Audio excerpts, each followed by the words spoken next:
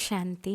కురుక్షేత్ర యుద్ధం తర్వాత ధృతరాష్ట్రుడు కృష్ణుణ్ణి ఇలా అడిగాడు, నాకు 100 మంది కొడుకులు ఉన్నా అందరూ చనిపోయారు ఎందుకు అని. శ్రీకృష్ణుడు జవాబిచ్చారు, 50 జన్మల క్రితం నీవు ఒక వేటగానివి. నీవు వేటాడుతున్నప్పుడు ఒక మగపక్షి మీద బాణం వేశావు, కానీ అది ఎగిరిపోయింది. ఆ కోపంతో నీవు గూడులోని 100 పిల్ల పక్షులను నిర్దాక్షిణ్యంగా వధించావు.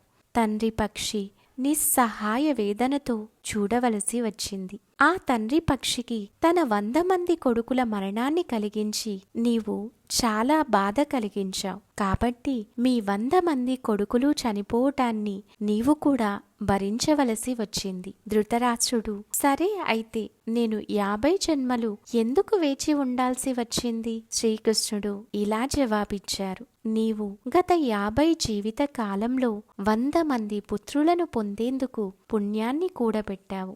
ఎందుకంటే దానికి చాలా పుణ్యం అవసరం. అప్పుడు నీవు 50 జీవితకాల క్రితం చేసిన పాపానికి రియాక్షన్ స్పందన వచ్చింది. భగవంతుడు భగవద్గీతలో గహన కర్మణో గతిహి అని చెప్పారు. చర్య మరియు ప్రతిచర్య పనిచేసే విధానం చాలా క్లిష్టమైనది.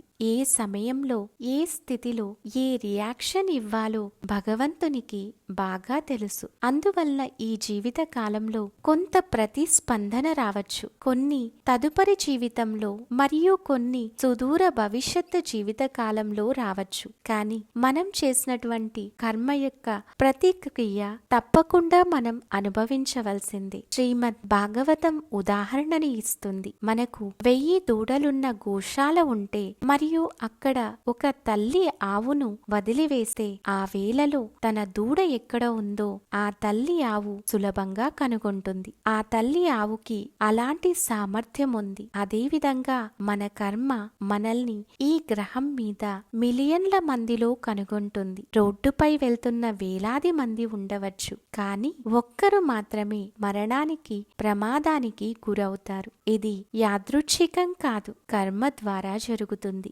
ఎలాంటి కర్మను అలాంటి ఫలితాన్ని అనుభవం చేస్తాం. అందువలన కర్మ యొక్క సూత్రం చాలా బాగా పనిచేస్తుంది. ఇది పనిచేయటంలో నెమ్మదిగా ఉండవచ్చు, కానీ దీని నుండి ఎవ్వరూ తప్పించుకోలేరు. ఓం శాంతి.